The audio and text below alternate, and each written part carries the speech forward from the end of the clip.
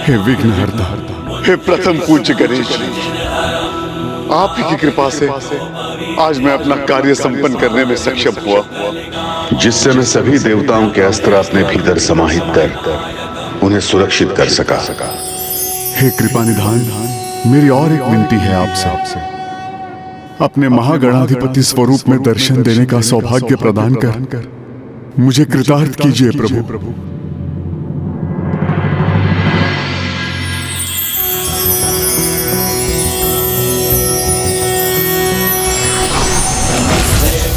रूपाय विष्णुरूपाय ते नमः। नमस्ते रुद्ररूपाय कलिरूपाय ते नमः। विश्वरूप स्वरूपाय नमस्ते ब्रह्मचारिणे। भक्तप्रियाय देवाय नमस्तुभ्यं विनायक। ॐ सिद्धिबुद्धिसहिताय महागणपतये नमः। आज मेरा मान, मेरी प्रतिष्ठा रखने के लिए आपको कोटि कोटि धन्यवाद प्रभु। एक अत्यंत संकट भरी स्थिति में देवताओं के दिव्य अस्त्रों को अनुचित हाथों में जाने से सुरक्षित करने का महत्वपूर्ण दायित्व निभाने के पूर्व आप मेरे नाम का स्मरण करना नहीं भूले।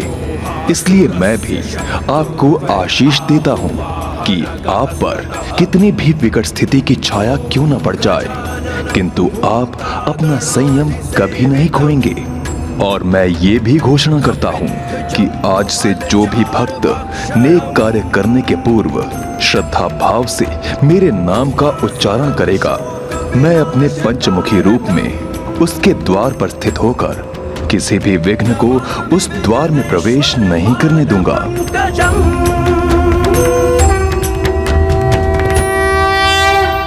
हाँ लंकेश, पार प्रसन्नता है कि मेरे पंचमुखी स्वरूप को ऐसे महान ऋषि का सहायक बनने का सौभाग्य प्राप्त हुआ।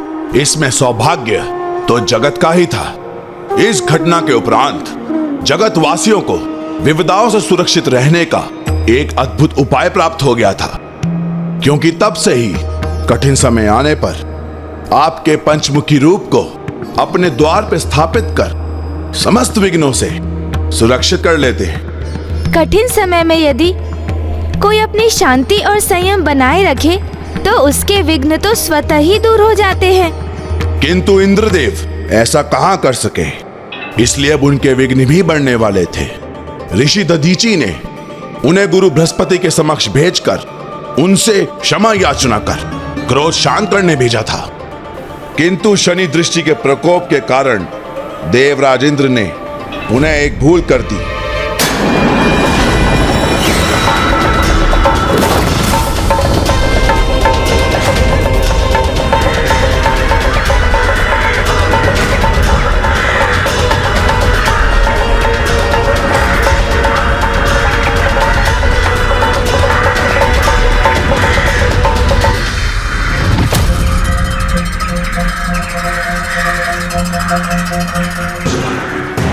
देवराज, हम उचित दिशा की ओर क्यों नहीं बढ़ रहे हैं? स्मरण कीजिए, देवगुरु बृहस्पति का आश्रम तो इस ओर है। इंद्रदेव, आपको आपके वचन के अनुसार देवगुरु बृहस्पति जी का क्रोध शांत कर उनसे क्षमा मांगकर उन्हें वापस लौटाना है। मैंने ये वचन दिया था कि देवगुरु के पद को कभी रिक्त नहीं रहने दूंगा, किंतु उसका अर्थ यह नहीं था कि उस स्थान पर गुरु बृहस्पति पुनः स्थित होंगे। मेरे विचार से ऋषि विश्वरूप ही देवगुरु पद के लिए सर्वथा योग्य है।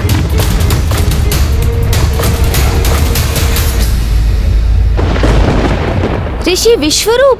ऋषि त्वष्टा के पुत्र ऋषि विश्वरूप किसी समय में गुरु असुर के पद पर प्रतिष्ठित थे, किंतु अब असुरों ने उन्हें अपने गुरु असुरों के सम्मान से मुक्त कर दिया था। और अब देवराज इंद्र उन्हें देवगुरु के पद पर प्रतिष्ठित करना चाहते थे।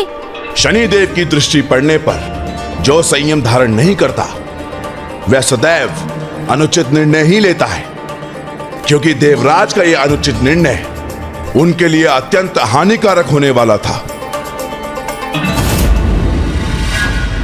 देवराज, यदि आप वचन दें कि जिस प्रकार का अपमान आपने ऋषि बृहस्पति का किया था, वैसा अनुचित व्यवहार आप मेरे पुत्र के साथ नहीं करेंगे, तो उस अवस्था में ऋषि विश्वरूप देवगुरु के पद पर स्थापित हो सकते हैं। आप निश्चिंत रहिए ऋषिवर। मैं देवराज इंद्र आपको यह वचन देता हूं, आपके पुत्र ऋषि विश्वरूप देवगुरु के स्थान पर प्रतिष्ठित होंगे और हम देवता कभी भी उनका कोई अपमान नहीं करेंगे। किंतु स्मरण रखिएगा, मैं अपने पुत्र का कोई भी अपमान कदापि सहन नहीं करूंगा। ऐसी अवस्था में मेरे क्रोध से भयंकर और विकराल कुछ नहीं होगा, और यदि मेरा क्रोध जागृत हुआ तो कोई शेष नहीं रहेगा।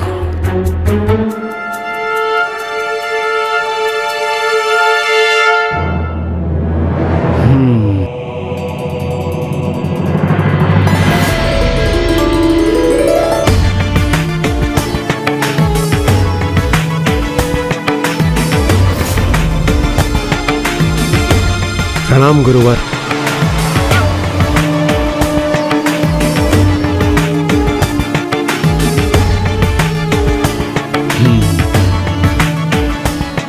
मैं ऋषि त्वष्ट का पुत्र ऋषि विश्वरूप देवगुरु का पद स्वीकार करता हूं और एक शक्ति प्राप्ति यज्ञ के आयोजन से मैं इस नवीन कर्तव्य के निर्वहन का आरंभ करूंगा। इसीलिए आप सभी जाकर यज्ञ की तैयारी कीजिए।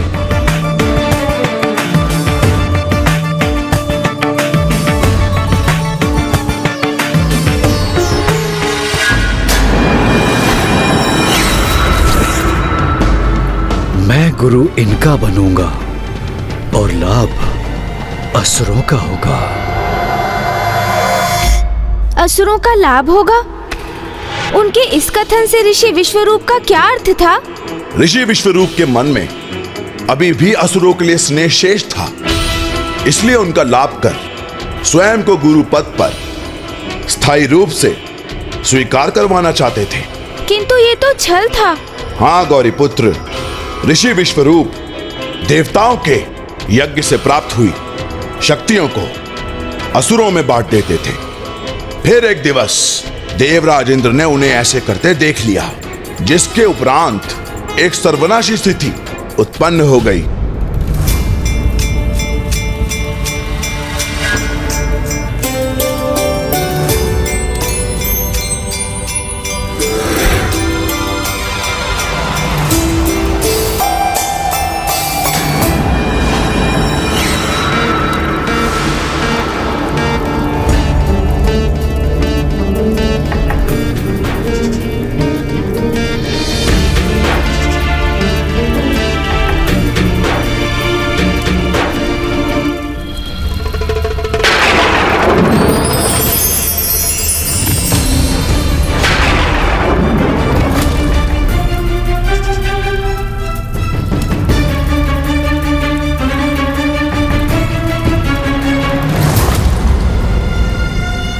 ये गुरुदेव इस यज्ञ कलश को लेकर कहाँ जा रहे हैं? मुझे स्वयं जाकर देखना चाहिए।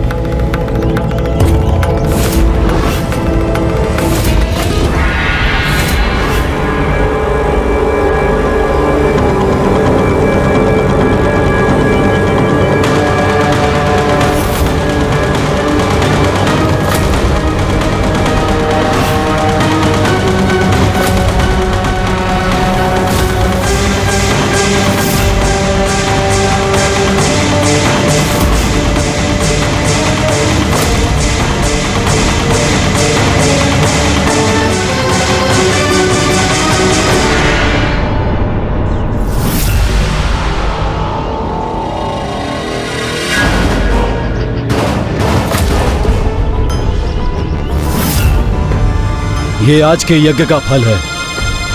इसे ले जाओ और शक्तिशाली असुरों में बांट दो।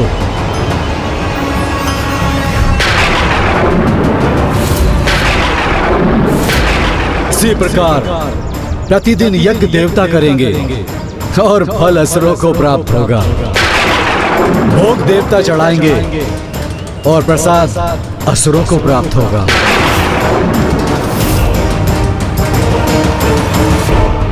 जाओ।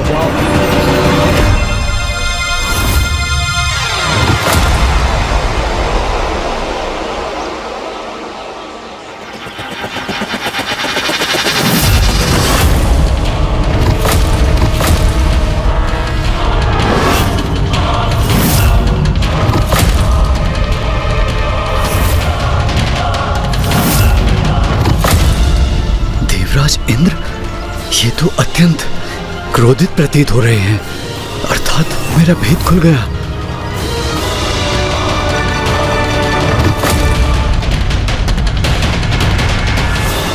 देवराज, आपने छल किया है ऋषिवर। देवराज इंद्र के साथ छल किया है आपने। इसका उचित दंड आपको अवश्य प्राप्त होगा।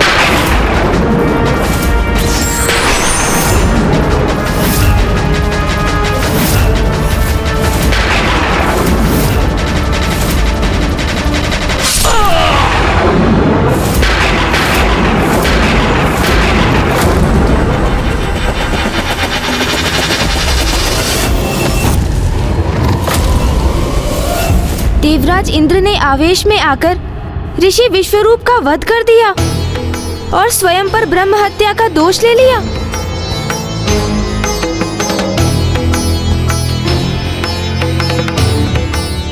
और वहीं दूसरी ओर ऋषि तुष्ठा ने आक्रोश में आकर अपना नियंत्रण ही खो दिया था। इंद्रदेव द्वारा उनकी पुत्र की हत्या जो हुई थी, तो अपने पुत्र का वध का प्रतिशोध लेने के लिए उन्होंने अपनी क्रोधाग्नि से एक भयानक पुत्र को जन्म दिया।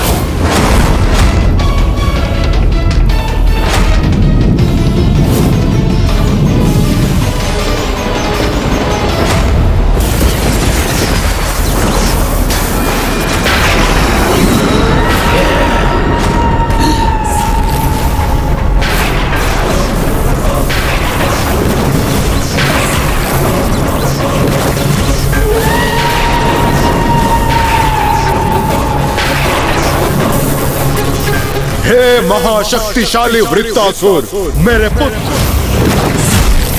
जाओ जाकर देवराज इंद्र का विनाश करो, और जब तक वो तुम्हारे समक्ष उपस्थित ना हो, इस संसार में अपनी विनाश लीला का आतंक स्थापित कर दो।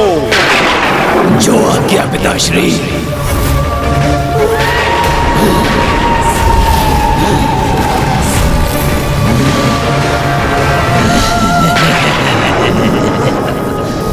देवराज इंद्र, आपको तो मैं अवश्य नष्ट करूंगा, किंतु उसके पूर्व ये पूरी सृष्टि मेरे आतंक से कंपित हो जाएगी।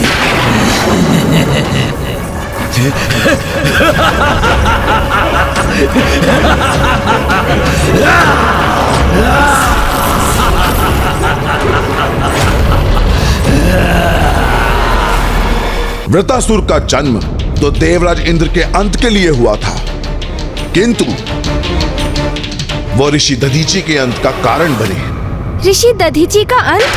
हाँ शिवनंदन, वृत्तासुर के कारण ऋषि दधीचि को अपने जीवन का त्याग करना पड़ा, वो भी अपने पुत्र पिप्लाद के जन्म के पूर्व।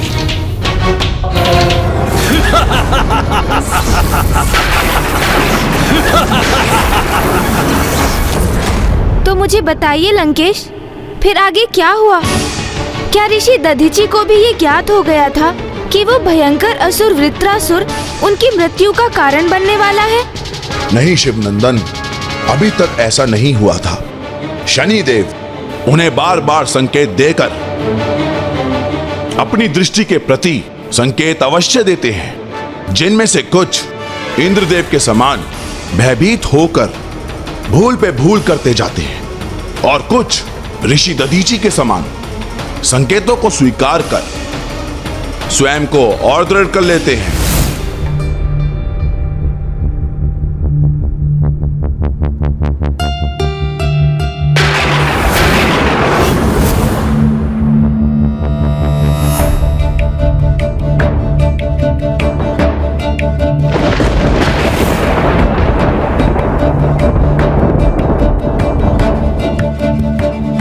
सावधान रहिएगा ऋषवर, मेरी दृष्टि तो अभी तक आप पर ही टिकी है, पीछा कर रही है आपका।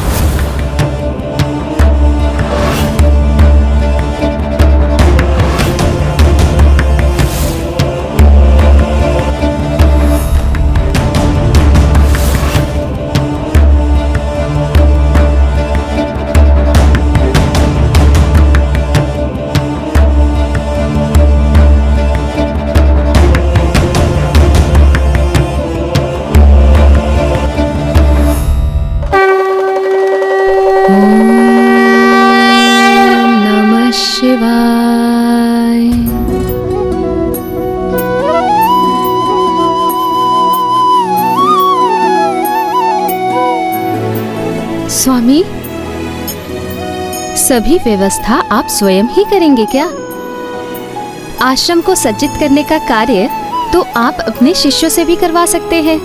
देवी, 2-1 दिवसों में स्वयं प्रभु महादेव हमारी संतान बनकर शिशु रूप में हमारे गृह में पधारने वाले हैं। इसलिए उनके सम्मान में अपने गृह को सज्जित करने का सौभाग्य तो मैं स्वयं प्राप्त करूंगा।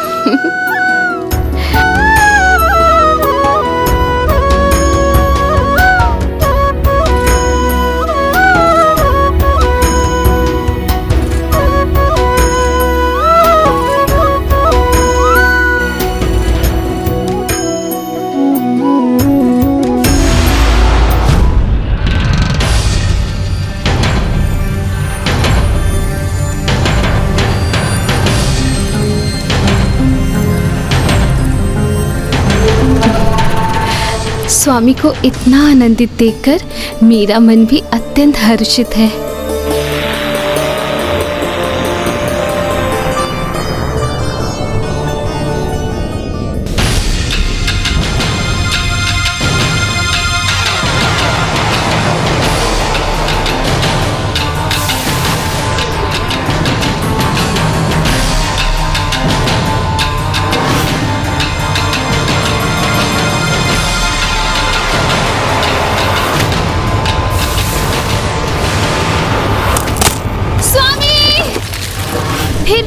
फिर क्या हुआ लंकेश?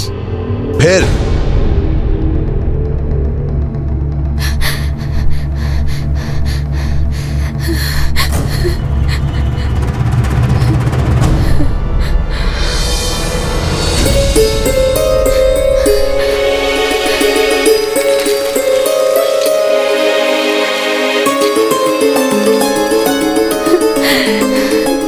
स्वामी,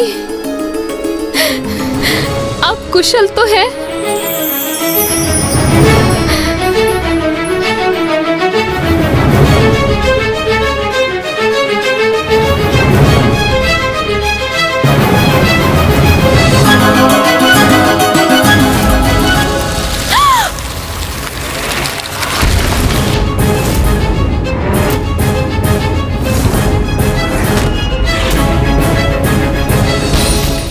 स्वामी, ये सब क्या है? कैसे अशुभ संकेत है ये, जो बार बार उत्पन्न होके ये संदेश दे रहे हैं कि हमारे परिवार पे कोई बहुत बड़ा संकट छाने वाला है।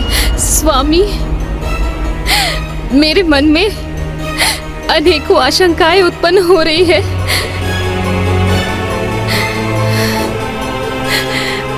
भावी संकटों के संकेत पाकर उनके प्रति सचेत रहना तो सर्वथा उचित है देवी, किंतु उनसे भयभीत होना उचित नहीं है। ये चाहे कैसे भी संकट हो, किसी का भी प्रभाव हो, हम एक साथ रहकर ही उनका सामना करेंगे। और मैं पुनः कह रहा हूं, जिस गृह में स्वयं महादेव शिशु के रूप में प्रकट होने वाले हों, वहां तो वैसे भी किसी भय का औचित्य ही नहीं।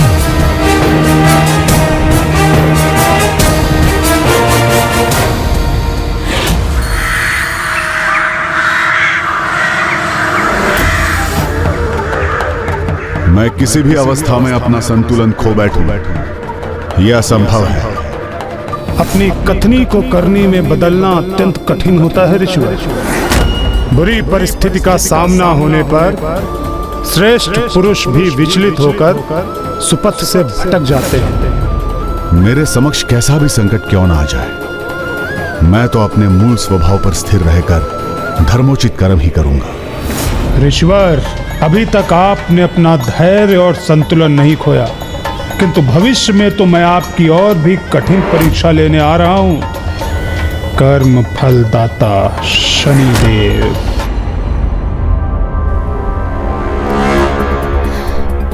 ऋषि दधीचि के समक्ष आने वाले प्रत्येक संकटों का सामना करने के लिए तत्पर थे, पर उन्हें ज्ञात नहीं था कि वह संकट किस रूप में आने वाला है।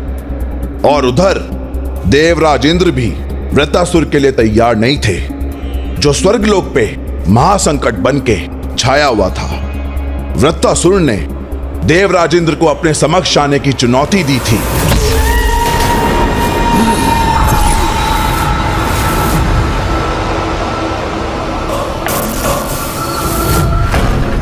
मेरे समक्ष आकर मेरा सामना करो इंद्रदेव, अन्यथा तुम्हारे स्वर्गलोक को मैं अदृश्य कर दूंगा। किंतु देवराज इंद्र में इतना साहस कहां था।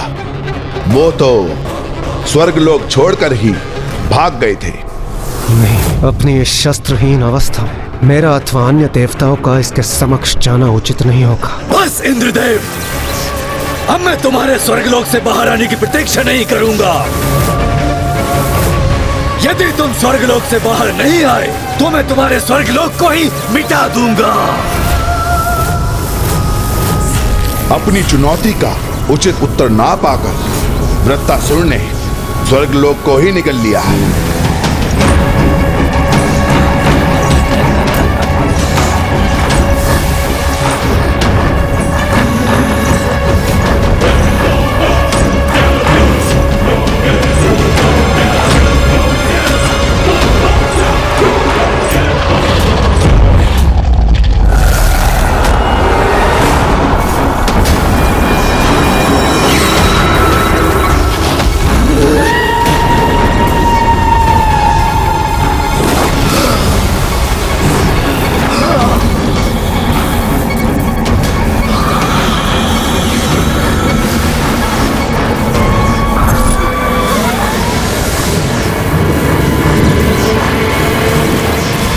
ब्रह्मांड के किसी भी स्थान पर क्यों न छुप जाओ इंद्रदेव, तुम्हें मुझसे कोई भी सुरक्षित नहीं बचा सकता, क्योंकि जिस प्रकार मैंने स्वर्ग लोक को निगला है उसी प्रकार मैं पूरे ब्रह्मांड को निगल जाऊंगा।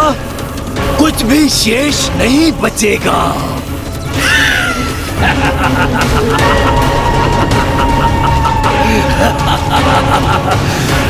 इंद्रदेव,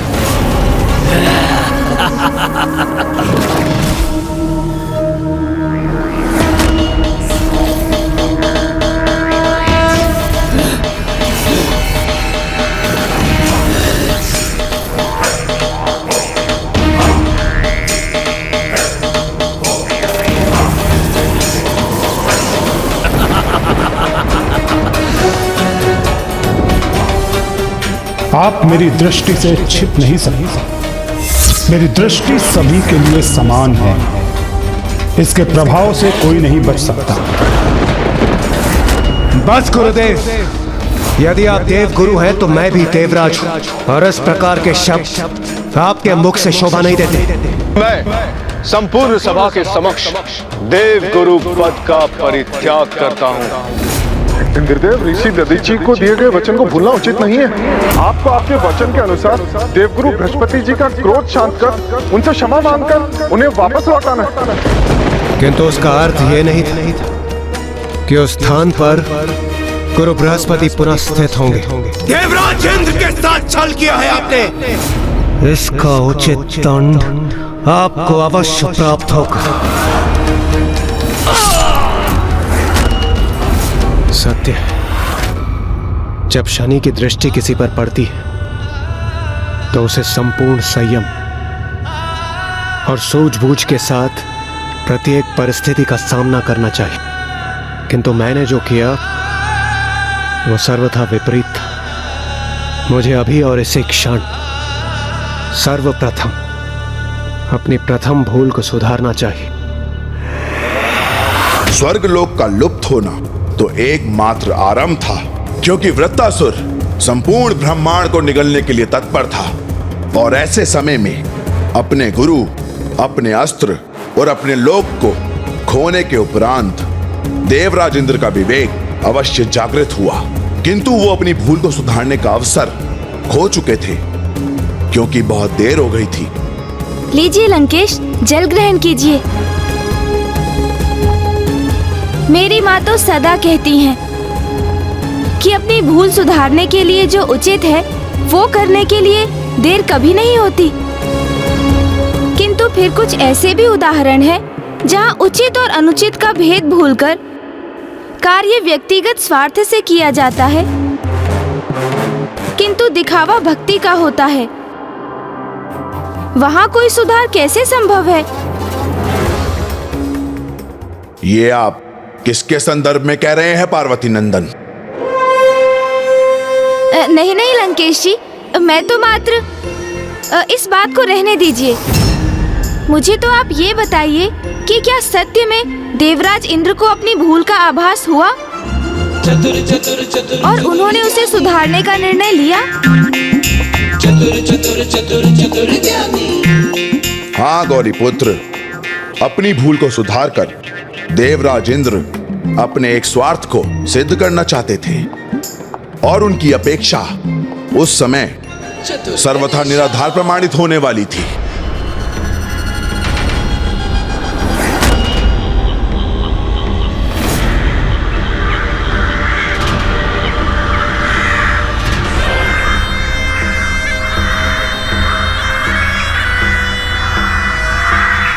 शनिदेव की दृष्टि तो अब भी मेरा पीछा कर रही है। मुझे उनसे विनती करनी चाहिए कि वो मुझे अपनी दृष्टि के प्रकोप से मुक्त कर दे।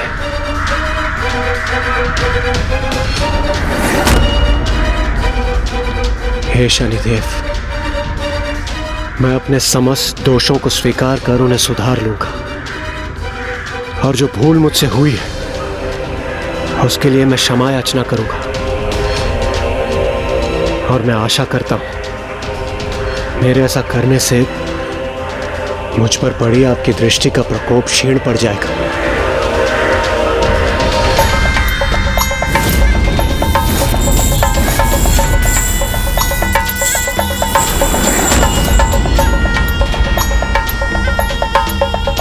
इतनी भूल करने के उपरांत भी आप ये अपेक्षा करते हैं कि आप पर मेरी दृष्टि का प्रभाव कम होगा? नहीं इंद्रदेव, ऐसा कदापि नहीं होगा।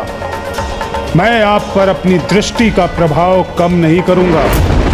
आपके कर्मों का फल तो अब आपके समक्ष आकर ही रहेगा। आपकी भूलों के कारण वृत्तासुर जैसा महासंकट उत्पन्न हुआ है, जिससे निपटने का उपाय अब आपको ही ढूंढना होगा।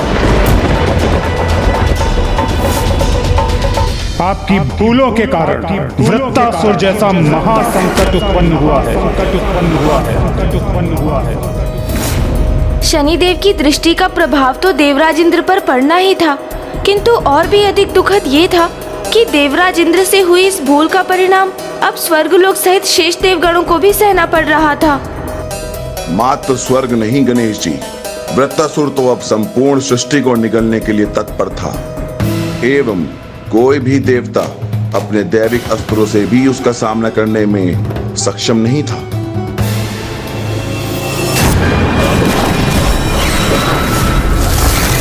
वृत्तासुर एक ऐसा संकट बनकर सामने आया जिससे संपूर्ण सृष्टि पर ही संकट आ खड़ा हुआ।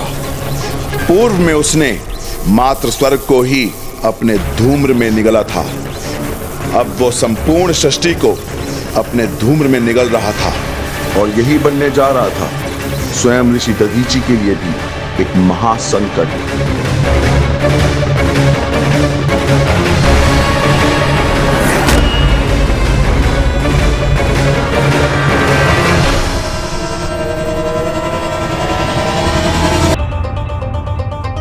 इंद्रदेव को शनि दृष्टि का प्रकोप भुगतना ही था।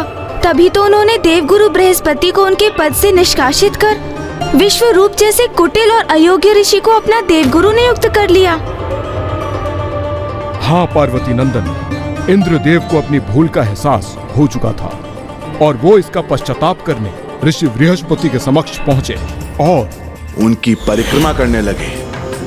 गुरु ब्रह्मा गुरु विष्णु गुरुदेवो महेश्वर गुरु साक्षात परब्रह्म तस्मै श्री गुरुवे नमः।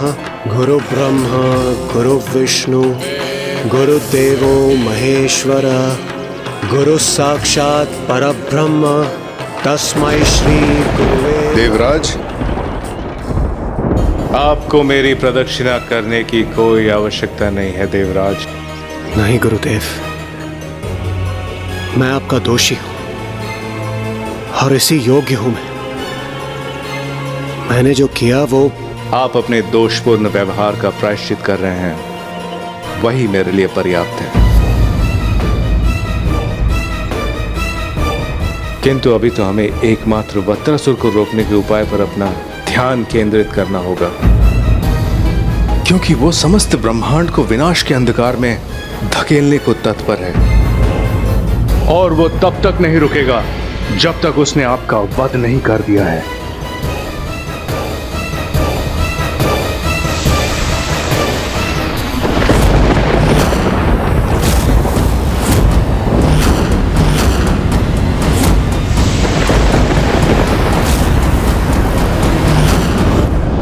देवता तो निशस्त्र थे, वो तो युद्ध भी नहीं कर सकते थे, तो ऐसे में देवगुरु ने उन्हें वृत्तासुर से निपटने का क्या समाधान सुझाया होगा?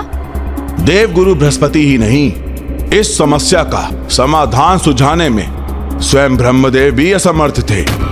इसलिए ब्रह्मलोक से सभी देवता विष्णुदेव के पास पहुंचे, किंतु वहां नारायण ने एक ऐसा भयानक समाधान सुझाया कि वह सभी देवता स्तब्ध रह गए। वृत्तासुर ऋषि त्वष्टा के क्रोध से उत्पन्न हुआ है। वो ऋषि त्वष्टा जिनके पुत्र विश्वरूप की हत्या आपके हाथों हुई है देवराज। ऋषि के क्रोध से उत्पन्न उस असुर के वध के लिए हमें एक ऋषि की अस्थियों से निर्मित अस्त्र की ही आवश्यकता है, और एक ऐसे अस्त्र के निर्माण के लिए हमें केवल ऋषि दधीची की ही अस्थियों की आवश्यकता होगी, क्योंकि आप सभी के अस्त्र स्वयं के भीतर समाहित करने के पश्चात केवल उन्हीं की अस्थियों में इतना सामर्थ्य है कि वो एक शक्तिशाली अस्त्र का रूप धारण कर उस असुर का वध कर सकते हैं।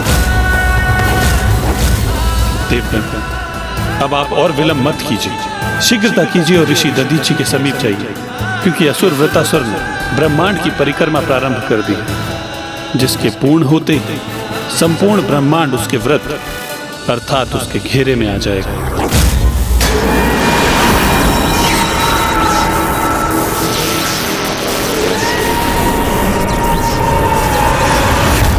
उसके द्वारा ये चक्र पूर्ण करते ही संपूर्ण ब्रह्मांड उससे उत्पन्न ध्रुव के मेघों के भीतर आ जाएगा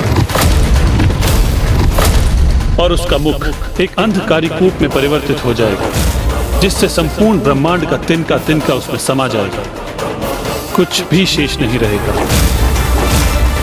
इसलिए ब्रह्मांड की सुरक्षा हेतु आप सभी ऋषि दधीची के समीप जाइए और उनसे उनकी अस्थि दान की याचना कीजिए। ऋषि दधीची की अस्थियों का दान? ऋषि दधीची की अस्थियों का दान, मात्र उससे बने अस्त्र से ही वृत्तासुर का अंत संभव हो सकता था। संपूर्ण ब्रह्मांड संकट में था, ऐसी अवस्था में इंद्रदेव का तनिक भी विलंब करना उचित नहीं था, किंतु क्या वो ऋषि दधीची के सम्मुख जाकर उनसे उनकी अस्थियों का दान मांगने का साहस जुटा सके? लंकेश, धीरज रखिए गौरी पुत्र, मैं आपको संपूर्ण कथा विस्तार से ही तो सुना रहा हूं। एक और देवराज इंद्र अपने साहस को एकत्रित कर ऋषि दधीची के आश्रम की दिशा की ओर बढ़ रहे थे, और वहीं दूसरी ओर ऋषि दधीची इन सबसे अनभिज्ञ अपनी संतान के रूप में प्रभु महादेव शिव शंकर शंभू की स्वागत की तैयारी कर रहे थे।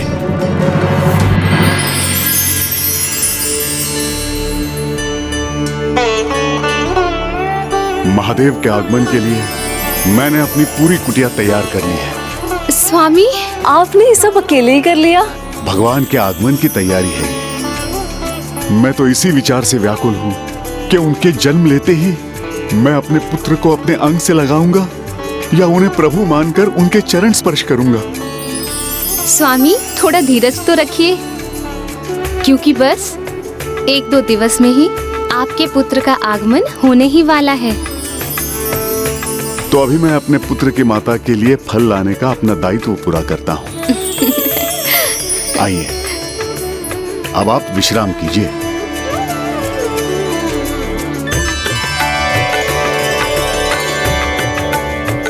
मैं शीघ्र लौट के आऊंगा।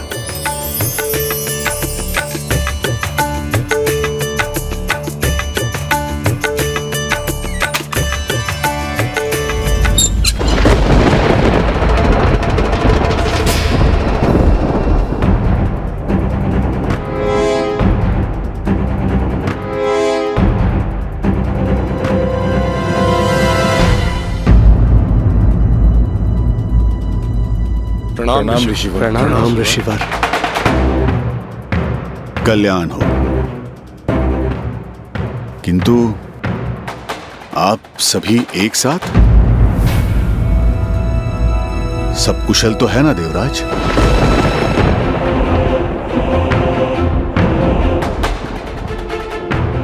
क्या बात है देवराज, आप सभी शांत क्यों हो गए? मैं किस प्रकार आपकी सहायता कर सकता हूं, बताइए देवराज।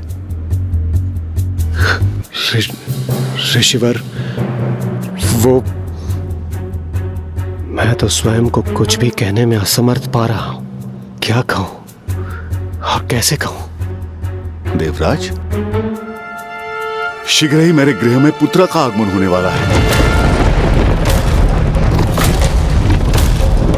और मुझे अपने पुत्र के जन्म के लिए जो व्यवस्था करनी है उनमें अनेकों कार्य शेष हैं। इसलिए शीघ्र बताइए, आपको मुझसे क्या अपेक्षा है?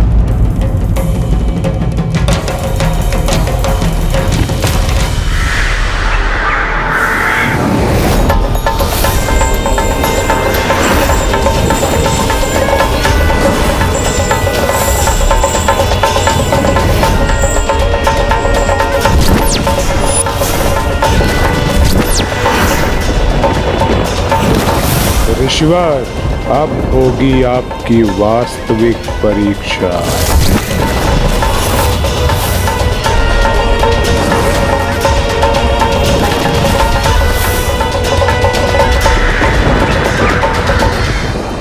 ये कैसा आभास हुआ मुझे, जैसे आश्रम के बाहर से किसी की दृष्टि मुझे भेद गई हो।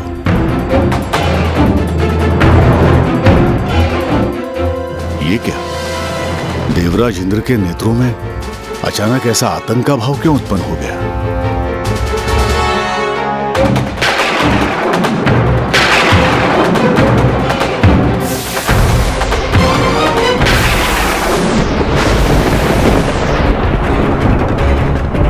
कैसा भयानक अंधकार है ये? क्या कारण है इसका?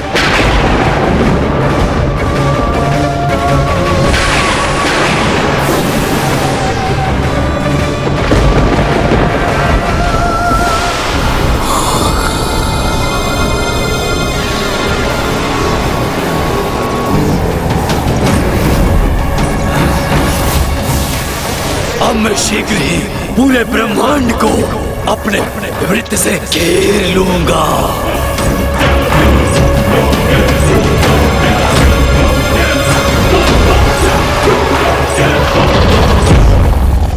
अब शीघ्र ही मैं पृथ्वी के कण कण को लील लूंगा, कुछ भी शेष नहीं बचेगा।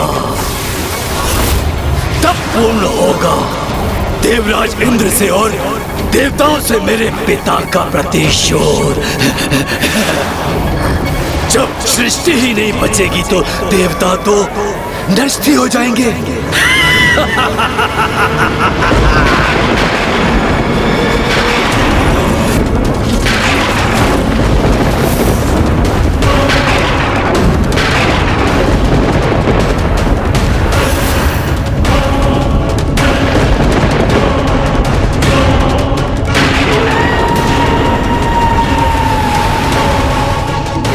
ये कैसे अनिष्टकारी स्याह वर्षा है? अवश्य संसार पर कोई महासंकट छाया है।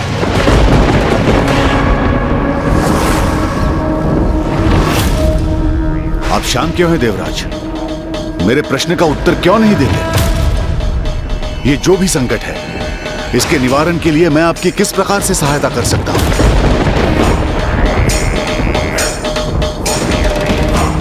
मुझसे क्या चाहिए आपको?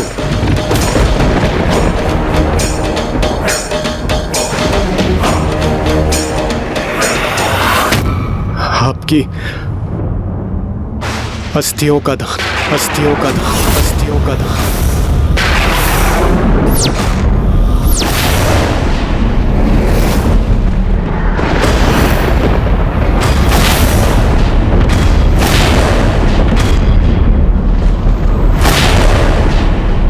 आपने एक पिता के समान अपने हाथों में भरकर मेरे शिवलिंग का ध्यान रखा, जिससे मैं अत्यंत प्रभावित हुआ।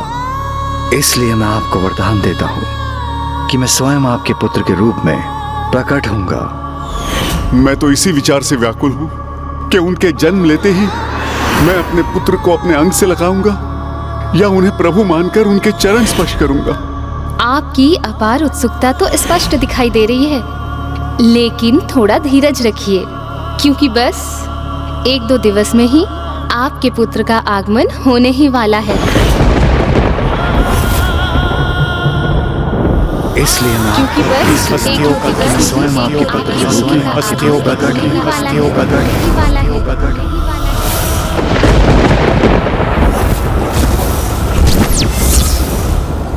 मुझे स्वयं पर पूरा विश्वास है, किसी भी स्थिति में मेरा आचरण सदैव शुद्ध ही रहेगा। मैं कभी भी विचलित नहीं हो जाऊंगा। यदि दुर्भाग्य की छाया मुझ पर पड़ भी गई तो भी मैं धर्म पद से दूर नहीं होऊंगा। ये आपके धैर्य की, आपके धर्म परायणता की अंतिम परीक्षा है ऋषिवर।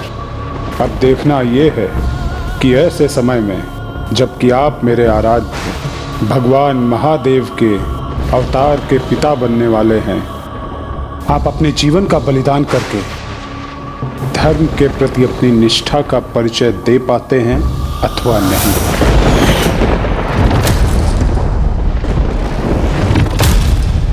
जो धर्म का पालन करते हैं वो कभी भी दान धर्म से पीछे नहीं हटते। और यहाँ तो देवता एक ऐसे महान ऋषि से दान मांग रहे थे जिन्होंने स्वयं पर विध्वंसक जैसे भयंकर असुर के आक्रमण की चिंता किए बिना एक बार पूर्व में भी देवताओं की रक्षा की थी। इसलिए मुझे विश्वास है इस बार भी ऋषि दधीची ने निसंकोच देवताओं की याचना अवश्य स्वीकार की होगी। नहीं गणेश जी, ऋषि दधीची को यह अधिकार भी तो नहीं था कि वे प्रसव पीड़ा से गुजर रही अपनी पत्नी को इसी हाल में छोड़कर निकल पड़े।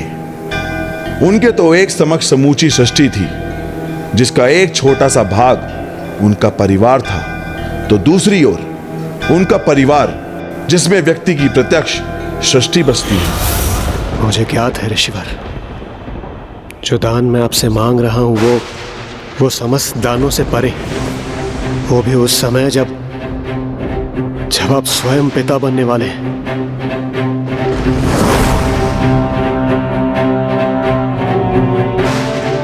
किंतु मेरे समक्ष अब और कोई मार्ग शेष नहीं है। मैं विवश हूं ऋषिवर।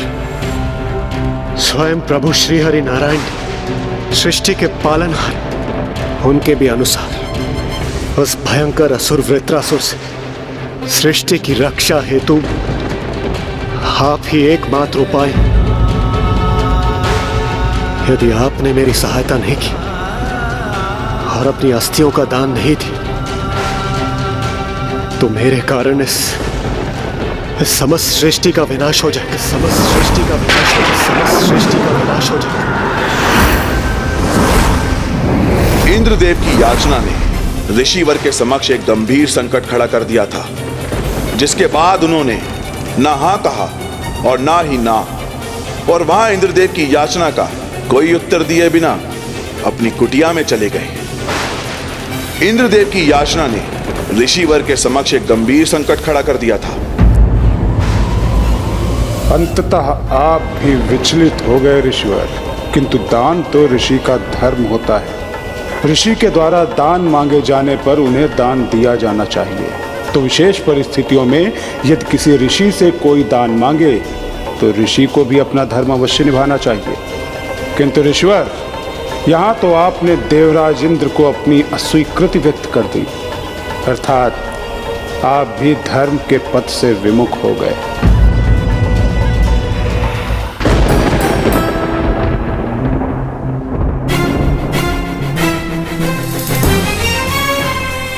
जिनके शुभ दर्शन से समस्त जगत खिल उठता है, वो शीघ्र ही हमारे अंक में खिलखिलाएंगे। जिनके समक्ष जगतवासी भोग लगाकर भोजन समर्पित करते हैं, वो स्वयं मेरे हाथों से भोजन ग्रहण करेंगे।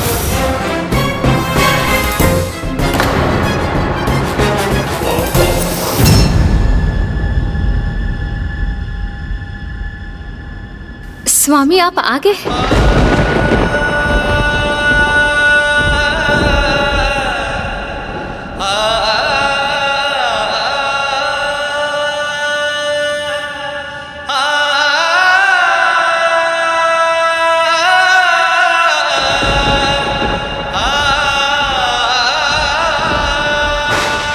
एक ऐसे अस्त्र के निर्माण के लिए हमें केवल ऋषि दधीची की ही अस्थियों की आवश्यकता होगी, क्योंकि केवल उन्हीं की अस्थियों में इतना सामर्थ्य है कि वो एक शक्तिशाली अस्त्र का रूप धारण कर उस असुर का वध कर सके। ऋषि दधीची तो निरुत्तर होकर अपनी कुटिया में लौट गए। क्या होगा अब? वहां वो दुष्ट वृत्रासुर समस्त ब्रह्मांड की परिक्रमा पूर्ण कर रहा होगा। तो फिर अब इस अनिष्ट को रोकने का क्या उपाय है देवराज? अब हमें शीघ्र कुछ करना होगा, अन्यथा अनर्थ हो जाएगा, सर्वनाश हो जाएगा।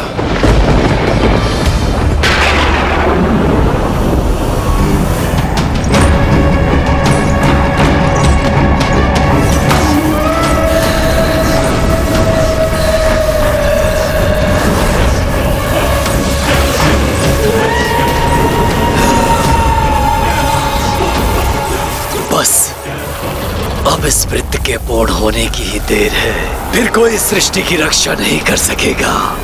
समस्त संसार को निगल जाऊंगा मैं।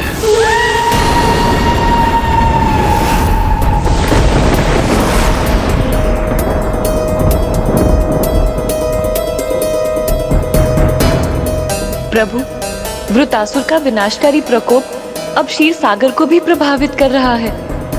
हमें शीघ्र ही इस संकट को दूर करना होगा, अन्यथा अनर्थ हो जाएगा।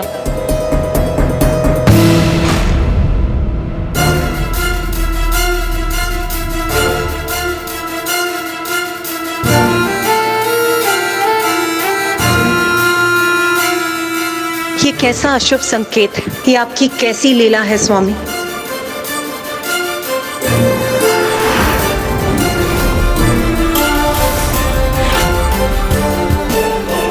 अब एकमात्र ऋषि दधीची ब्रह्मांड की सुरक्षा को सुनिश्चित कर सकते हैं। क्या हुआ स्वामी? आप इतने व्याकुल क्यों हैं? मैं आपसे एक अनुमति प्राप्त करना चाहता हूँ। मुझसे कैसी अनुमति चाहिए आपको? अर्धांगिनी की अनुमति ही किसी भी कार्य में उसके पति की सफलता का आधार बनती है। इसीलिए यदि पति को शिक्षा के हेतु किसी अन्य नगर या ग्राम जाना हो, तपस्या के लिए किसी दूरस्थ स्थान की यात्रा करनी हो, तो सदैव पत्नी की अनुमति से ही पति को ऐसा करना चाहिए।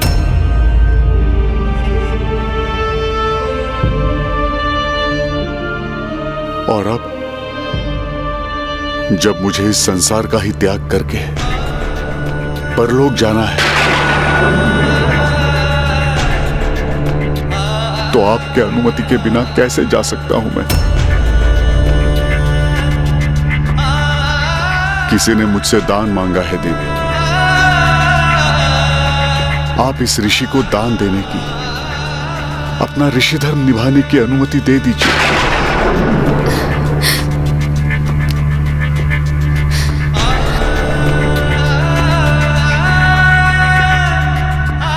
आप अपने प्राण दान करने के लिए तत्पर हैं और मुझसे, अपनी अर्धांगिनी से, अपनी भावी संतान की माता से ये अपेक्षा कर रहे हैं मैं आपको अपने प्राण त्याग करने के लिए अनुमति दे दूं? ये विचलित होने का अवसर नहीं है देवी। मुझे अपना धर्म निभाना ही होगा। किंतु ये कैसा धर्म है जो आपको मुझसे सदा के लिए दूर कर देगा? आप और मैं, अर्थात हम क्या हैं देवी? ये कैसा प्रश्न है स्वामी? आप, मैं और हमारी होने वाली संतान, हम एक परिवार हैं। और हमारा परिवार कहाँ सुरक्षित रह सकता है? परिवार की सुरक्षा का आधार तो एक सुरक्षित समाज ही तो होता है ना स्वामी? और समाज कहाँ सुरक्षित रहता है? एक सुरक्षित संसार में स्वामी, और कहाँ? किंतु आप मुझसे ऐसे प्रश्न क्यों कर रहे हैं? इसीलिए देवी, क्योंकि हमारा संसार, हमारी सृष्टि, हमारा ब्रह्मांड संकट में है, अर्थात हमारा परिवार संकट में है देवी। और इस महासंकट से हमारे संसार को मेरी अस्थियां ही मुक्त कर सकती है।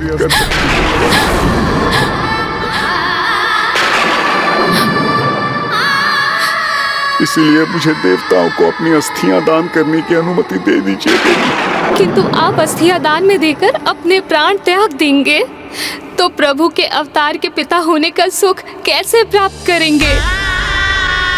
और मैं स्वामी, मैं आपके बिना कैसे रह सकूंगी?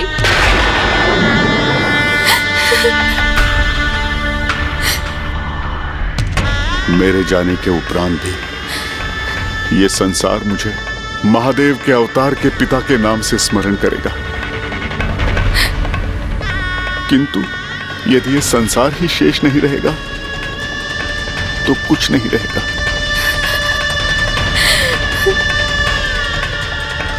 ये परिवार भी नहीं देवी। इसीलिए अब विलंब मत कीजिए, मुझे शीघ्र ही अनुमति दे दीजिए।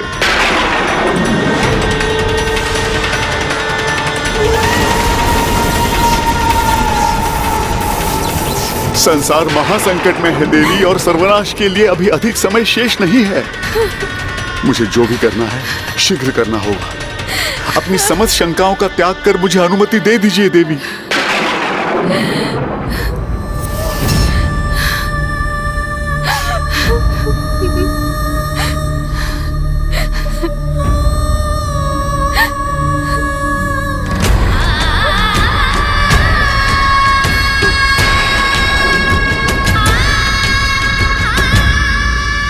इस अनुमति के लिए आपका कोटि कोटि धन्यवाद। किंतु मुझसे भी अधिक त्याग तो आपका है। आज जगत की रक्षा में आप उतनी ही भागीदार होंगी जितना मैं हूं।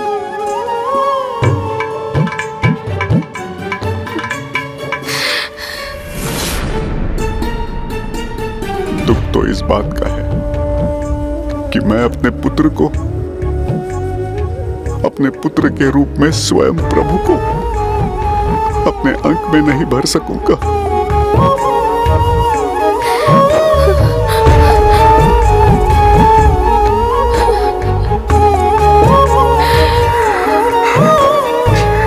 अपनी संतान का स्पर्श करने में असमर्थ रहूंगा। मुझे तो उसे एक दृष्टि देखने का सौभाग्य भी प्राप्त न हो सकेगा।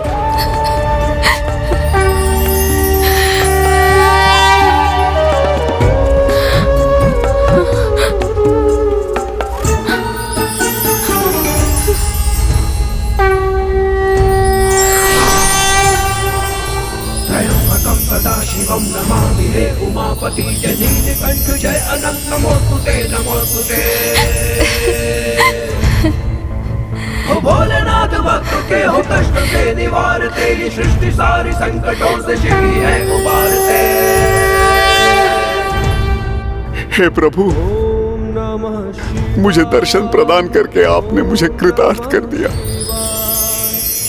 अब मैं पूर्ण आनंद की अवस्था में अपने प्राण त्यागने के लिए प्रस्तुत हो सकता हूँ।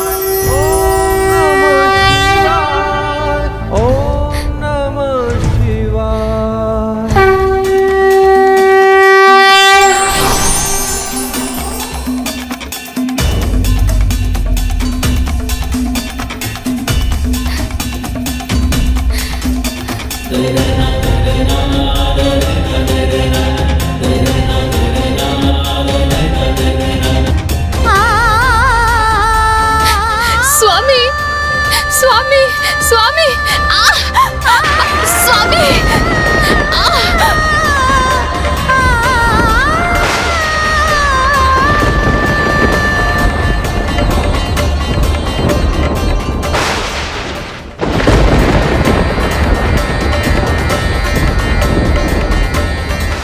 आश्चर्य, ऋषि दधीचि तो पुनः अपनी कुटिया से बाहर निकल आए, किंतु अब क्या करेंगे वो? स्वामी स्वामी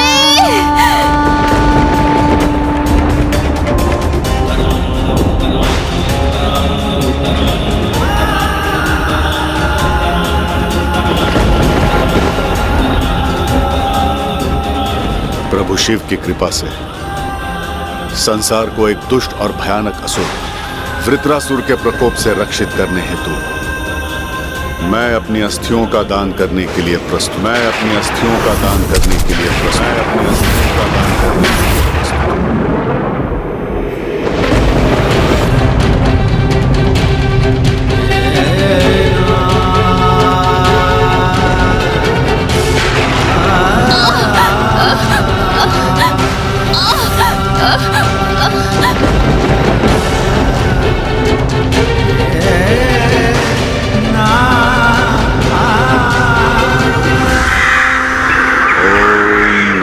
शिवाय। ओम नमः शिवाय। ओम नमः शिवाय। ओम नमः शिवाय। ओम नमः शिवाय।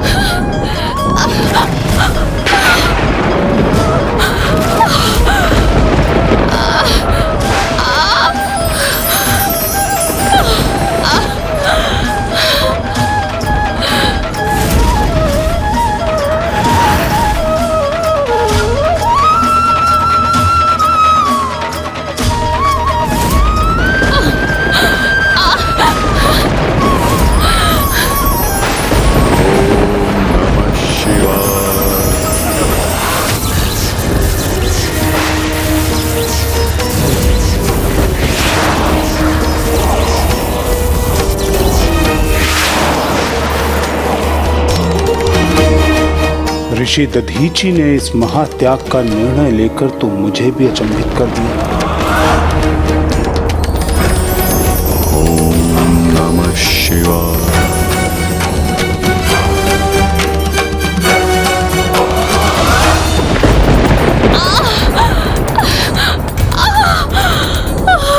ना ये सूर्य, ना ये चंद्रमा, ना ही ये धरती, सब नष्ट हो जाएंगे। मैं सबको निगल जाऊंगा।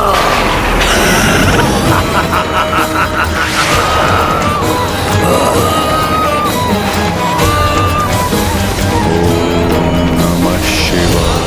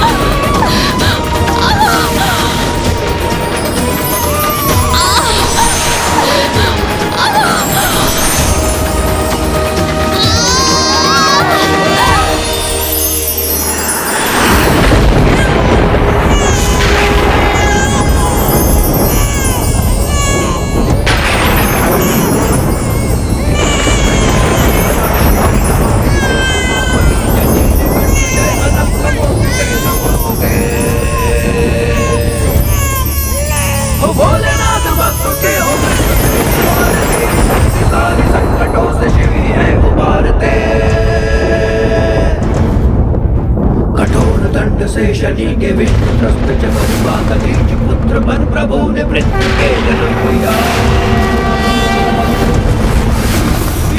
वृक्ष के तले भी आपका पालन हुआ है, प्रहलाद का तभी से आपको मिला। ओम नमः शिवाय, ओम नमः शिवाय, ओम नमः शिवाय, ओम नमः शिवाय। ये प्रभु की कैसी लीला थी, कैसी विडंबना थी ये लंकेश, कि एक और तो पिता ऋषि दधीची ने अपने प्राणों का दान दिया और दूसरी ओर उनके पुत्र के रूप में स्वयं महादेव के रूप में जन्म लिया। लंकेश, माता सुवर्चा के हृदय में क्या बीत रही होगी। दुख और सुख दोनों एक साथ आने पर जिस विडंबना का सामना वो कर रही होंगी, उसका तो अनुमान लगाना भी कठिन है। वो तो ये भी समझने में असमर्थ होंगी कि वो अपने पति, अपने स्वामी के गमन पर रुदन करे अथवा महादेव को पुत्र रूप में पाने का आनंद मनाए। लंकेश जी, जल ग्रहण कीजिए।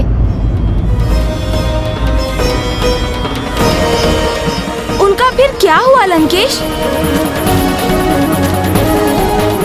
देवी सुवर्चा अपने स्वामी के वियोग में जैसे तंद्रा में चली गई थी। उनकी चेतना जड़ हो गई थी। किसी भी घटना का अब जैसे उन पर कोई प्रभाव ही नहीं पड़ रहा था। किंतु पूरे जग को प्रकाश देने वाले महादेव के नन्हे अवतार की किलकारियों ने उनका ध्यान खींच ही लिया। मेरे पुत्र, मेरे प्रभु, मेरे पुत्र, मेरे प्रभु, मेरे पुत्र। मैंने कहा था ना, जिनके दर्शन से सारा संसार खिलखिलाता है, शीघ्र ही वो हमारे अंत में खिलखिलाएंगे। जैसा मैंने कहा था वैसा ही हुआ ना। तो अब तो मुझे जगत कल्याण के लिए अस्थिदान की अनुमति दे दीजिए देवी। स्वामी, स्वामी, रुकिए, अपने प्रभु को छोड़ के कहाँ जा रहे हैं आप? स्वामी, स्वामी, स्वामी, स्वामी, स्वामी, स्वामी, आप कहाँ चले गए स्वामी?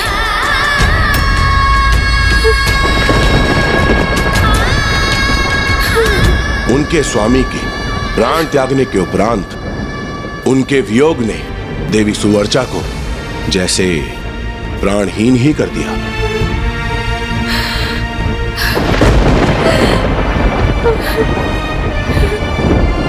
स्वामी, इस महासंकट से हमारे संसार को मेरी अस्थियां ही मुक्त कर सकती हैं। इसलिए मुझे देवताओं को अपनी अस्थियां दान करने की अनुमति दे दीजिए देवी।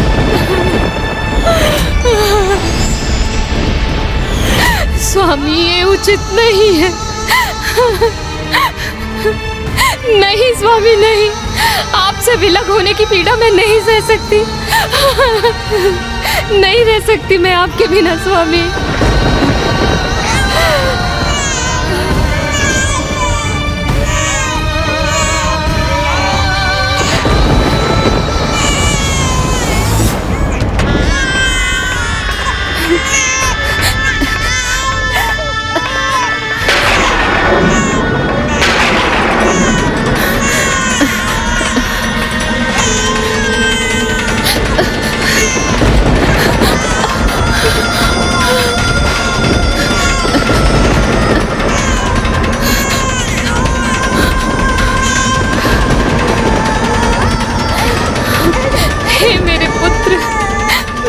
करूं?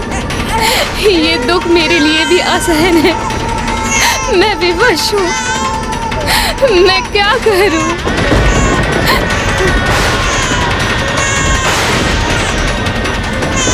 हे पीपल वृक्ष, मेरी सहायता करिए।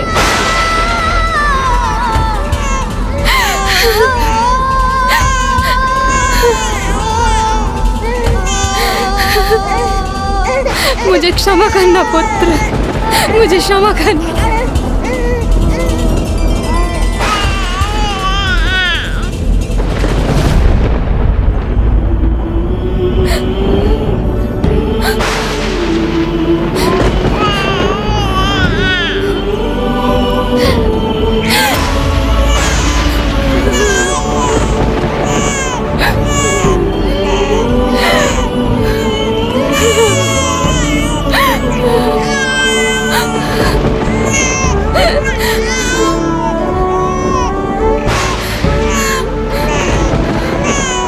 नहीं पुत्र, अब मैं नहीं रुक सकती।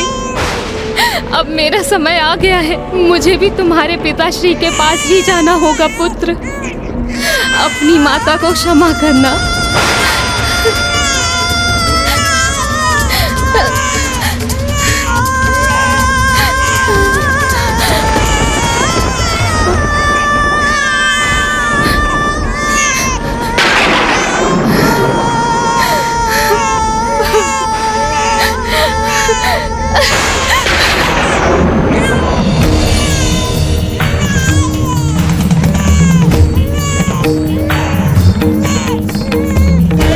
इस परिवार पर शनिदेव की ऐसी दृष्टि पड़ी कि एक नन्हा शिशु अपने माता पिता को खोकर संसार में अकेला रह गया।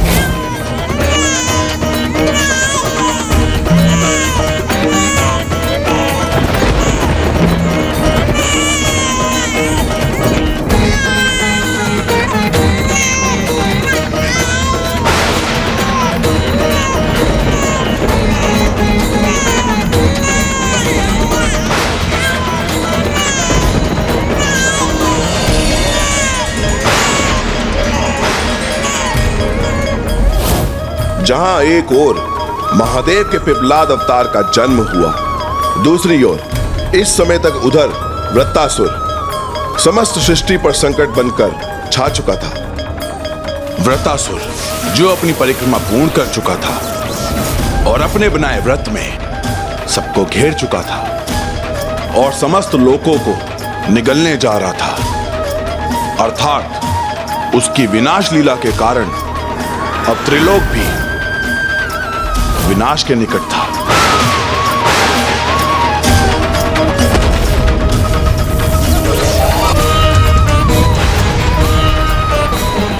वृत्तासुर को रोकने में यदि और विलंब हुआ तो कहीं ऋषि दधीचि का महाबलिदान व्यर्थ ना हो जाए। मैं इतने महान ऋषि का परम बलिदान ऐसे ही व्यर्थ नहीं जाने दूंगा।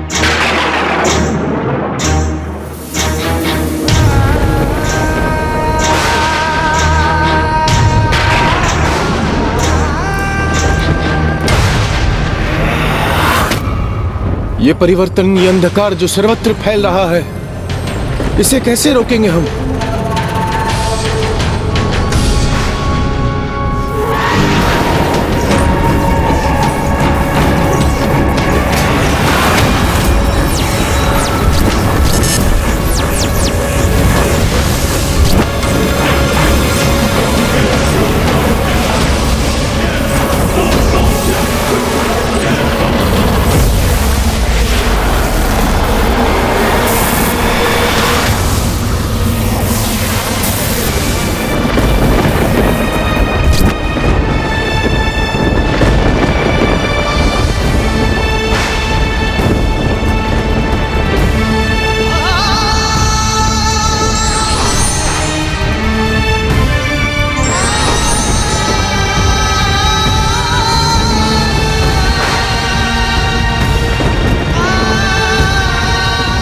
ऋषिवर की इन अस्थियों को लेकर देव शिल्पी विश्वकर्मा जी के समक्ष प्रस्तुत हुई और उनसे अनुरोध कीजिए कि वो इन अस्थियों से एक ऐसा शक्तिशाली और प्रबल अस्त्र उत्पन्न करे जिससे उस दुष्ट वृत्तासुर का अंत संभव हो सके।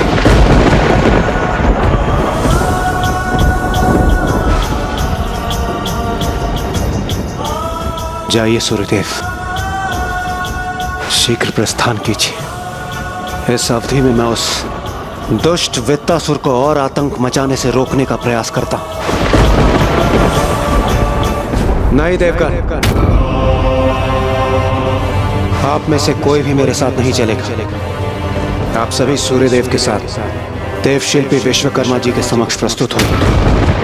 मेरे कारण उत्पन्न हुए उस शक्तिशाली दुष्ट वृत्तासुर को रोकने में अब मुझे किसी अन्य का, किसी भी प्रकार का कोई भी बलिदान स्वीकार नहीं है। इसलिए अब मैं स्वयं उस दुष्ट का सामना करूंगा।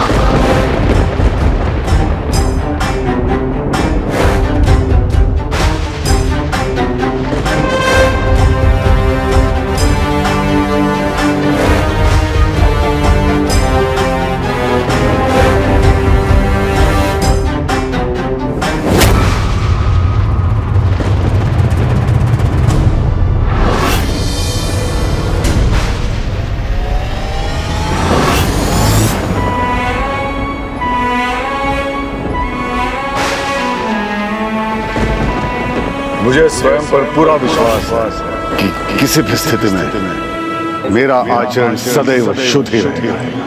मैं कभी भी विचलित नहीं हो जाऊंगा।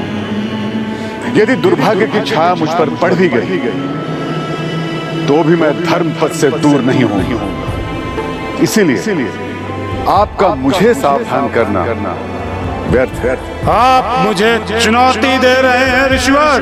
हाँ शनिदेव, इसे आप मेरी चुनौती की समझते। अपनी नियति को इतने अपार संयम और आत्मबल से स्वीकार कर ऋषि दधीचि ने महानता का एक अनूठा उदाहरण प्रस्तुत किया है। अर्थात शनिदेव की दृष्टि के दो विपरीत चरम थे। एक और इंद्रदेव थे जो उनकी दृष्टि से प्रभावित होकर सुपथ से भटक गए और निरंतर भूल करते गए, और दूसरी ओर ऋषि दधीचि थे जिन्होंने शनिदेव की दृष्टि के प्रभाव के उपरांत भी अपने धर्म पथ पर अडिग रहे, और जिसके लिए उन्हें इतना बड़ा मूल्य चुकाना पड़ा। देवराज इंद्र की भूलों का मूल्य मात्र ऋषिवर को ही नहीं, संपूर्ण जगत को उठाना पड़ रहा था। क्योंकि जब विश्वकर्मा जी ऋषि दधीचि की अस्थियों से विशेष अस्त्रों का निर्माण कर रहे थे, तब वृत्तासुर की उग्रता में वृद्धि हो रही थी। उसकी विनाश लीला को रोकना असंभव हो गया था। अब वो नवग्रहों को निगलने के लिए तत्पर हो उठा था।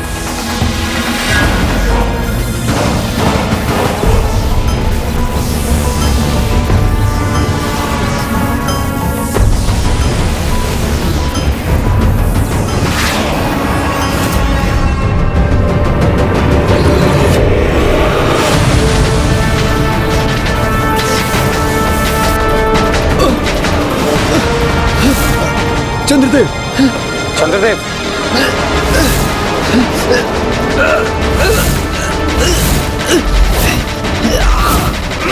ये अचानक चंद्रदेव को क्या हो गया है? उनके आभूषण, उनके वस्त्र, उनके शरीर से विलग होते प्रतीत हो रहे हैं। देवगुरु, कदाचित दुष्ट वृत्तासुर तो समस्त सृष्टि को निगलने में सफल हो ही जाएगा। मुझे आभास हो रहा है कि जैसे वो मेरे ग्रह को निगलने ही वाला है। चंद्रदेव, आप चिंता मत कीजिए, विश्वकर्मा जी का कार्यस्थल निकट ही है। शीघ्र इंद्रदेव के पास में यह शक्तिशाली अस्त्र होगा जिससे वो उस दुष्ट वृत्तासुर का अंत करेंगे। तब तक संभालिए अपने आप को।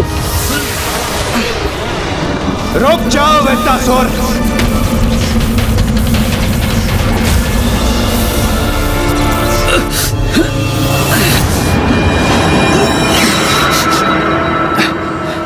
ये क्या हुआ? ऐसा आभास क्यों हुआ मुझे जैसे सब कुछ पूर्ववत हो गया?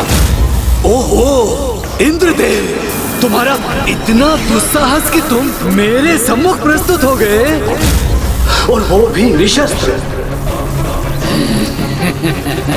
वृत्तासुर, तुम्हारी शत्रुता मुझसे है। तुम्हारा जन्म मेरा अंत करने के लिए हुआ है। अब जब मैं स्वयं देवराज इंद्र तुम्हारे समक्ष प्रस्तुत हूं, तुम्हें मेरे कारण सृष्टि का विनाश करने की आवश्यकता नहीं है। आओ युद्ध करो मुझसे। अब इतने विलंब के बाद तुम्हारे आगमन का क्या लाभ है इंद्रदेव? और वैसे भी मैंने तुमसे युद्ध करने का विचार त्याग दिया है।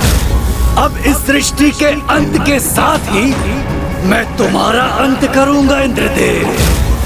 और वैसे भी एक दुर्बल देवता से मुझे युद्ध करने में कोई रुचि नहीं है।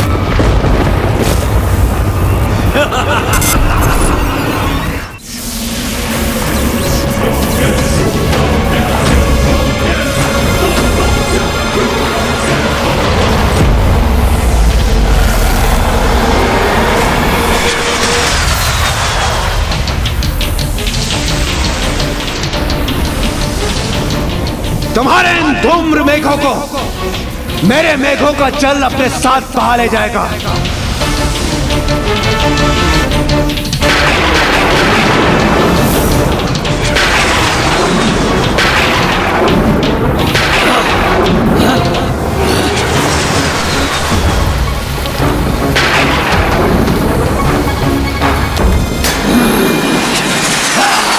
वृत्तासुर हूं मैं। मेरे प्रहार को विफल करना इतना सरल नहीं देवराज इंद्र।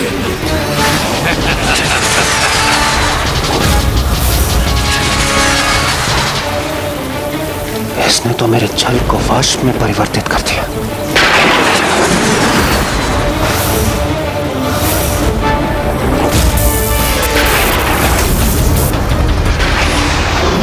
लो देवराज, अब मैं तुम्हारे मेघों को ही मिटा दूंगा।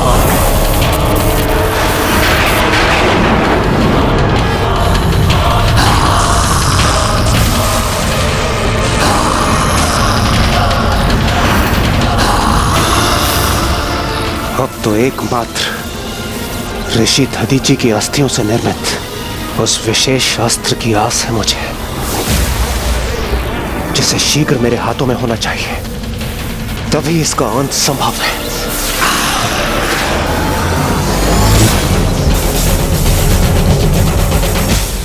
इस अस्त्र के निर्माण हेतु इन अस्थियों का पिघलना अत्यंत आवश्यक है, किंतु यह कार्य इतना आसान नहीं है, क्योंकि कदाचित हम सभी देवताओं का समुचित तेज भी ऋषि दधीचि के अस्थियों को पिघलाने के लिए पर्याप्त नहीं है। अतः हमें अपनी संपूर्ण शक्ति का प्रयोग करना होगा, तभी ऋषि दधीचि का इतना बड़ा बलिदान सार्थक सिद्ध हो सकेगा।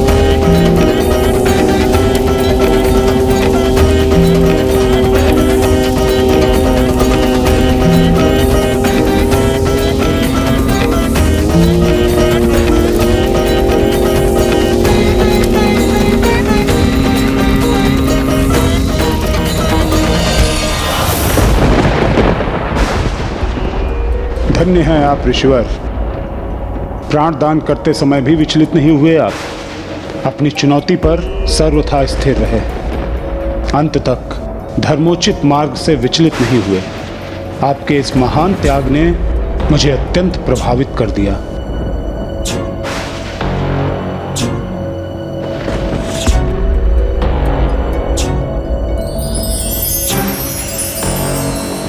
मेरे दंड पर यह चिन्ह मुझे सदा आपके और आपके बलिदान का स्मरण कराएगा। यदि अवसर प्राप्त हुआ ऋषिवर, तो मैं आपको आपके इस बलिदान का प्रतिफल अवश्य दूंगा। अपने संपूर्ण हृदय से मैं आपकी इस भक्ति, शक्ति और बलिदान के लिए आपका अभिवादन करता हूँ ऋषिवर। महर्षि दधीचि के बलिदान के कारण अन्य देवताओं की संपूर्ण शक्तियों से वो विशेष अस्त्र अब अपना आकार धारण करने लगा था। ये वही महावज्र था जिससे वृत्रासुर का वध होने वाला था।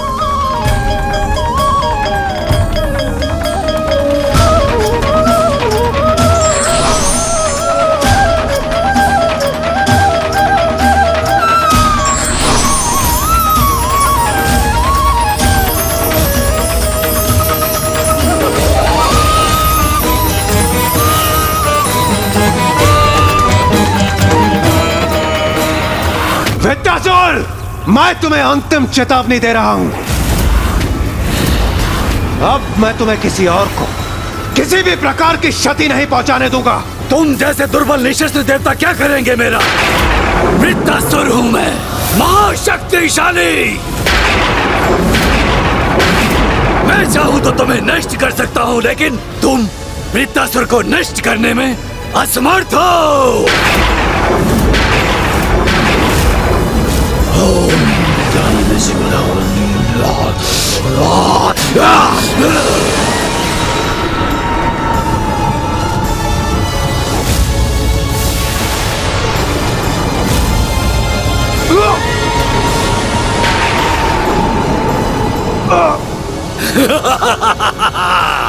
अब मेरे बंदी बनकर तुम मेरे कार्य में बाधा नहीं बन सकते।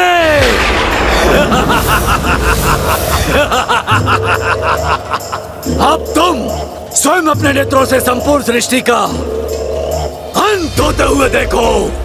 और पछताओ।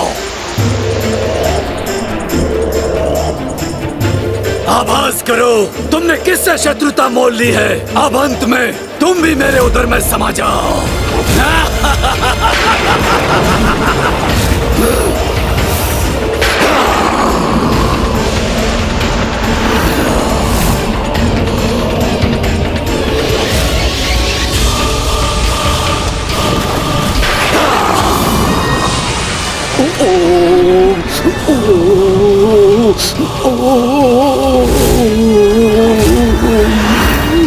ये अवश्य उस वृत्तासुर का प्रभाव लग रहा है, जिसके कारण मुझे इतनी शक्तिशाली खिंचाव का आभास हो रहा है।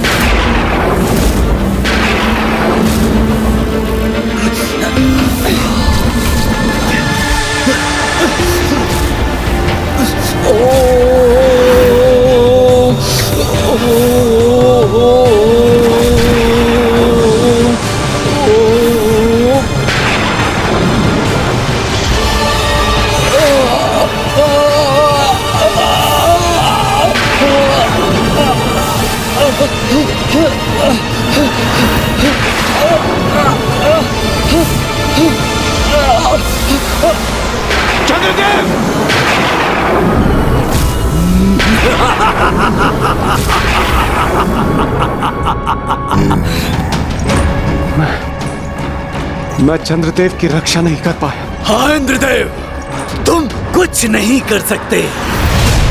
एक एक करके मैं सबको निगल जाऊंगा और उसके पश्चात मैं तुम्हें भी अपने अंधकारी उदर में प्रवेश करवाऊंगा। देखो, तुम स्वयं अपने नेत्रों से देखो कि तुम्हारी करनी का क्या फल है।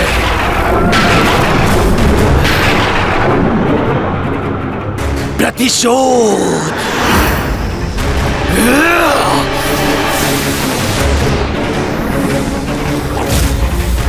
जब भी सृष्टि पर प्रभु के किसी भी भक्त पर कोई संकट आता है तो प्रभु महादेव स्वयं उसकी सहायता के लिए वचनबद्ध हो जाते हैं। किंतु ऐसे समय में जब उनका अवतार ही स्वयं अपनी मां अपने पिता के लिए विलाप कर रहा था, कोई उसके निकट नहीं था। अर्थात मेरे प्रभु महादेव शिव शंकर शंभु एक शिशु के रूप में निपुण अकेले ही रह गए।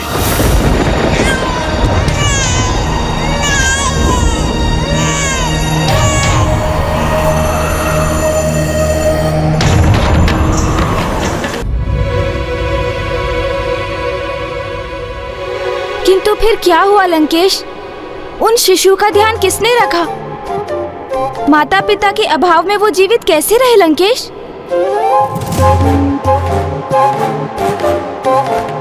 जब संतान रुदन करता है तो मां कहीं भी हो, अपने संतान के रुदन से उसकी पुकार सुनाई दे ही जाती है। किंतु उनकी पुकार किसने सुनी? आप ही ने अभी कहा था कि उनकी माता उन्हें सदा के लिए छोड़कर चली गई थी। फिर वो प्रभु के शिशु रूप की पुकार कैसे सुन सकती थी? अपने बालक के पास लौटकर कैसे आ सकती थी वो? जिन्होंने उनको जन्म दिया वो मां उनको त्यागने पर विवश थी, किंतु जो संपूर्ण जगत की माता है, संपूर्ण संसार की पालक है, वो तो सर्वथा सर्वोत्थ व्याप्त है और संतान का कष्ट ना ही उनकी दृष्टि से छिपता है और ना ही उनसे देखा जाता है। आप उन्हीं माता का उल्लेख कर रहे हैं ना लंकेश, जिनके कारण जगत में कोई अनाथ नहीं? वो जगत जननी जो मेरी, आपकी और सृष्टि के प्रत्येक चराचर जीव की माता है, वो जो कभी किसी को अकेला नहीं रहने देती और जो अपने संतान की पीड़ा का एक ही स्वर सुन उसकी ओर भागी चली आती हैं।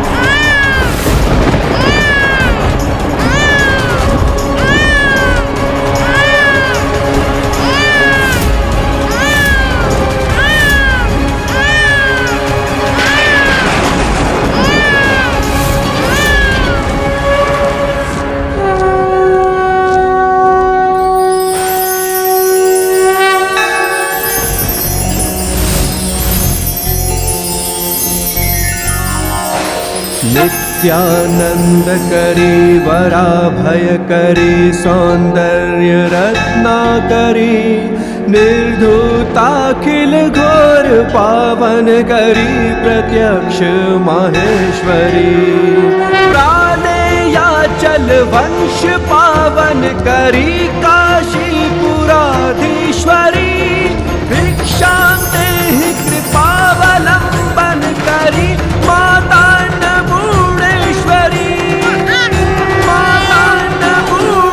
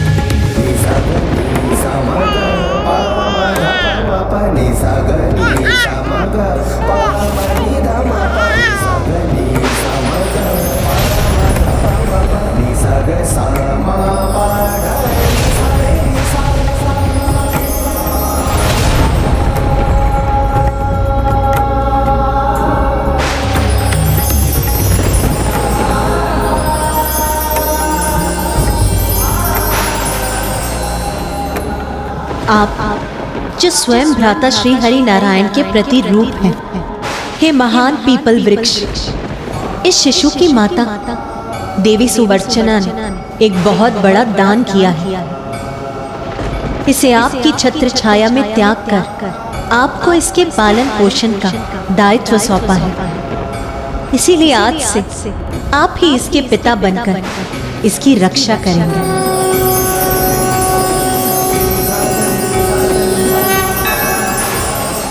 और इसकी माता बनकर अपने पीपल वृक्ष के पत्रों से इसका पोषण करेंगे,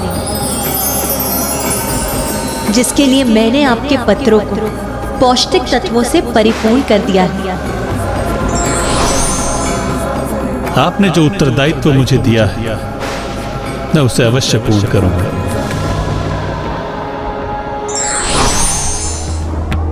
कितना अद्भुत दृश्य होगा ना वो, जब स्वयं श्री नारायण शिशु रूप में पिता श्री महादेव की देखरेख कर रहे होंगे।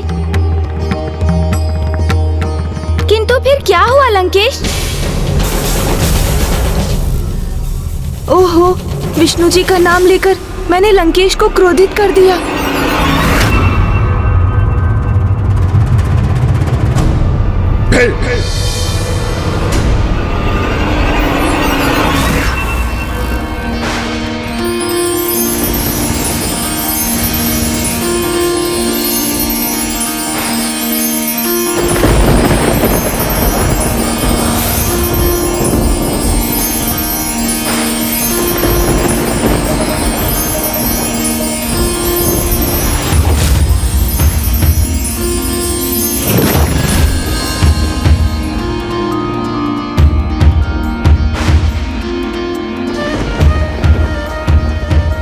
तुम अनाथ नहीं हो पुत्र, स्वयं जगत के पालनहार भ्राता श्री हरि नारायण पीपल वृक्ष के रूप तुम्हारा ध्यान रखेंगे पुत्र, और पीपल वृक्ष के पत्रों से पोषण प्राप्त कर तुम्हारा विकास होगा, और जगत में तुम पिपलाद के नाम से विख्यात हो, पिपलाद के नाम से विख्यात, पिपलाद के नाम से विख्यात हो।